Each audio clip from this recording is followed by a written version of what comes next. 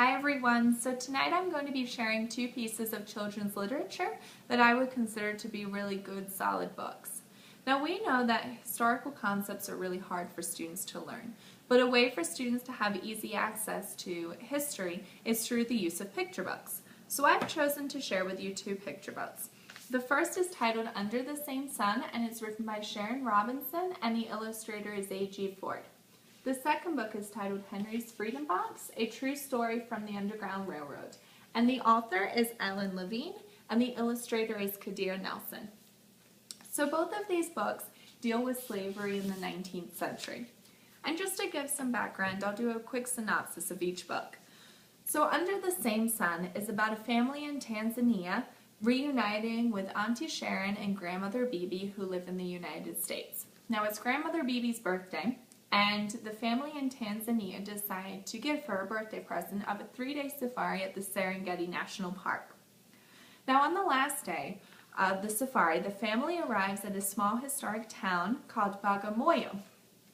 And Bagamoyo is in ruins, and it's currently a museum that has preserved a piece of Tanzania's past. And it was once home to a slave trading post, as you can see in the image in the ruins. Now, Bagamoyo is a Swahili phrase that means to let go of one's heart, which is exactly what happened during that time period with the slave trading post and the devastation that caused to families torn apart by the slave trade. And it's a story of, this whole book is a story of the reunification of family members between Tanzania and the United States, which in the 19th century was the two slave countries or slave regions. With Tanzania and Africa, the slaves were taken from there and they were delivered to the United States. And the story is about a protagonist traveling back in history, which is one of the categories of types of historical fiction. And a protagonist traveling back in history is one of the most readily available types of historical fiction. And the protagonist is the father who is in some ways traveling back and telling his family about what had happened during this time.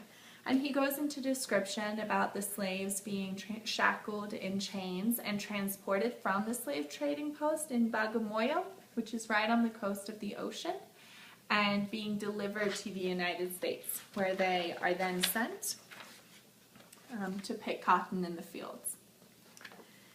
Now, Under the Same Sun, a big quote that is just repeated throughout the book is, "We may be separated by land and sea, but we are always under the same sun." So it really talks about the reunification after this time of slavery, but the protagonist in the book does go back to those slave times.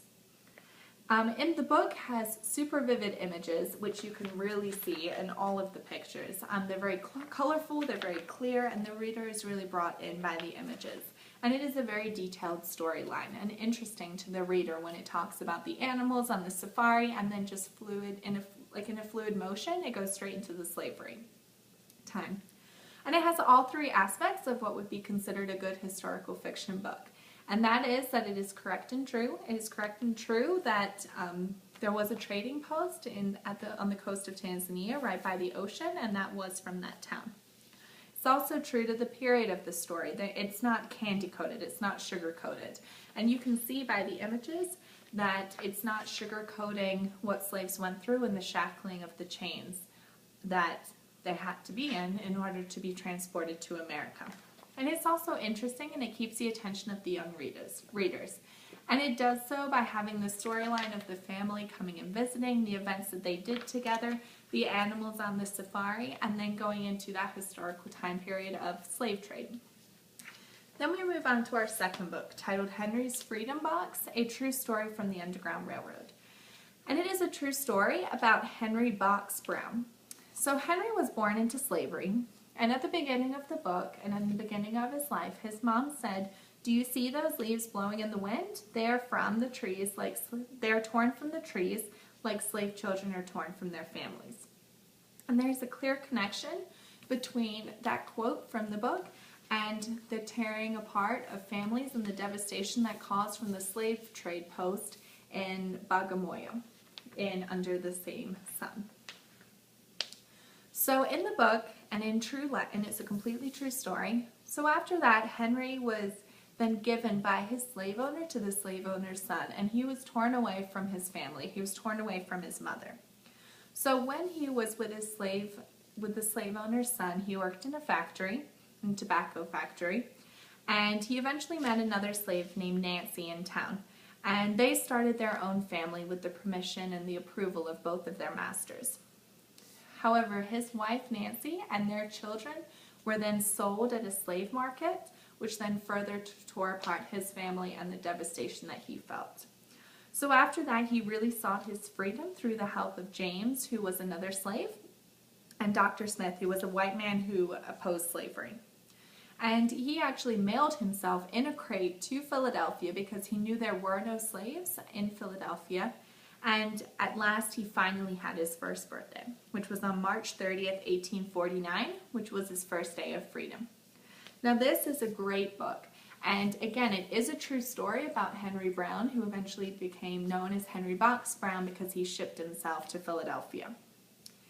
And this book is different, however, from Under the Same Sun in that it isn't a protagonist going back in history, but it instead is a story of historical events happening, and which is, again, one of the most readily available types of historical fiction. There are very vivid images in the book, which you can see like when he's working in the factory, in the tobacco factory, and the crate, when they're mailing the crate to Philadelphia, and meeting with James, and me with James and Dr. Smith, which you can see in the image before being mailed. And so it's very vivid images, and also the storyline is very fluid. It goes from one event to the next, and students and readers will be it'll be very easy for them to follow along because it goes from one event to the next, and it's just a very fluid motion throughout. In addition, it has all three aspects of what can be qualified as a good historical fiction book, same as Under the Sun. And the first is that it is correct and true. As mentioned previously, in previous times, this book is completely true about Henry Box Brown and his journey to freedom. In addition, it's true to the period of the story. It's not candy-coated. They talk about the devastation it caused his first family, I guess you could say, with his mother and being torn away from the first plantation. And it also talks about the devastation that he was caused by the tearing away of his wife and his children, who were then sold at a slave market. And it really, it doesn't sugarcoat anything. It gives readers all of the information they need, but in a way that's accessible to children. And also it's interesting, and it keeps the attention of young readers.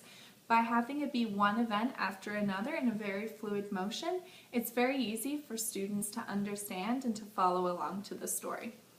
So overall, both of the stories, Under the Same Sun and Henry's Freedom Box, a true story from the Underground Railroad, are great ways for students to have access to a period in history, being slavery in the 19th century. So thank you for listening, and thank you very much. Bye-bye.